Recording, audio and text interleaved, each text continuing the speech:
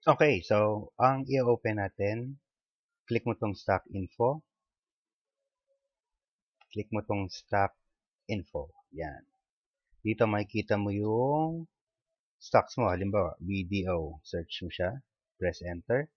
Double click BDO Unibank. Makikita mo. Lot size niya ay 10. So, minimum na bibilin mo sa BDO ay 10. 10 stocks. Okay?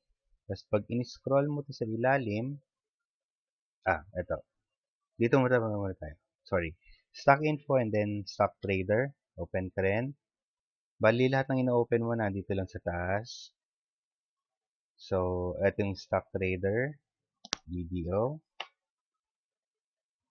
Nakita mo sa stock trader, yung galaw niya today. Ang tawag doon? Um, real time. Real time yung galaw niya. So, ayan, makikita mo. 9:30 nag-open yung stock. Bigla siyang tumaas. Hanggang 121, pinaka-low niya ito, pinaka-low. Pinakataas niya, 122.5. So, parang 1 peso and 4. So, kung bumili ka kaninang umaga, kumita ka na agad, di ba? Kung bumili ka ng, let's say, maraming units nito. So, yung isa pa nating open sa chart, analysis chart. Dito man makikita mo, video mo na, open mo tayo video. Makikita mo dito yung galaw niya. Ito. Ito yung galaw niya in a year. So, pwede natin buksan per month. Ito yung galaw niya. Pababa, tapos tumaas. Bumaba ng konti. Bumaba. Tapos, medyo pataas na rin siya.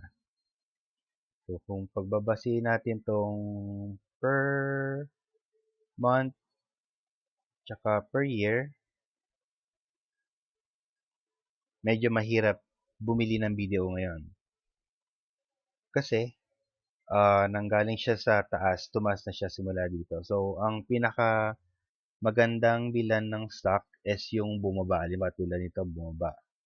Pwede tayo maghintay kung kailan siya bababa hanggang dito, hanggang more than 100 ulit.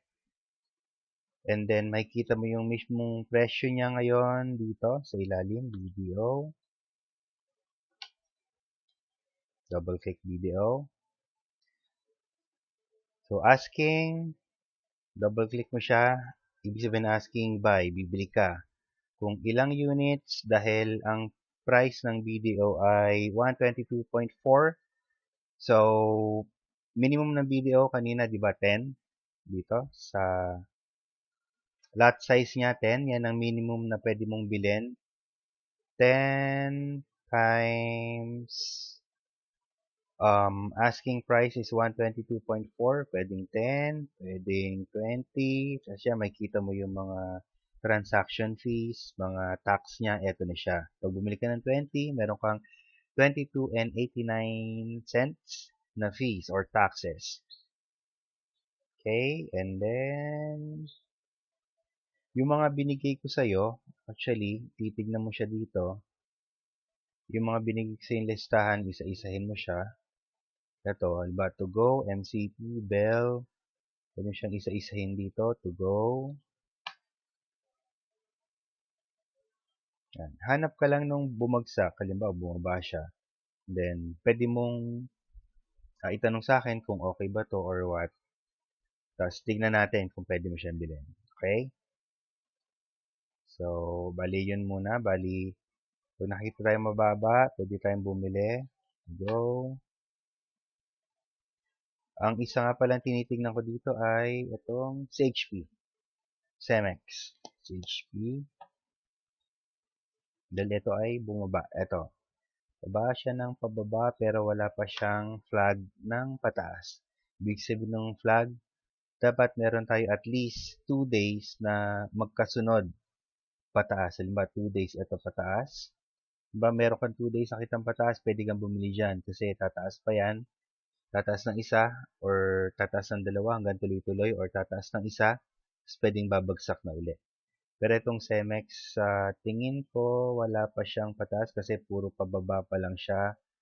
Siguro, hintayin ko siya mag-level dito. Siguro mga below 7 to. Saka tayo bibili. And then, yun lang. Yun lang muna. Tapos, pag nakabili ka na, CEMEX, CHP, presyo niya ay 7 pesos and G's. Tingnan natin ang CEMEX, CHP. Ang lot size niya ay 100. So, by 100 ang bili. 100, 200. Ito yung transaction fees. Bali, ayun. Yun lang. Then, pag tumaas na siya, doon natin siya pwedeng i-bid for bidding na. Diba? Okay? Kung meron kang 100 na binili, tapos naging, halimbawa, 8 pesos to, benta mo siya ng 100, magiging lalabas na may mga value dito. Yan lang. Okay? Ilang muna. Thank you. Bye-bye.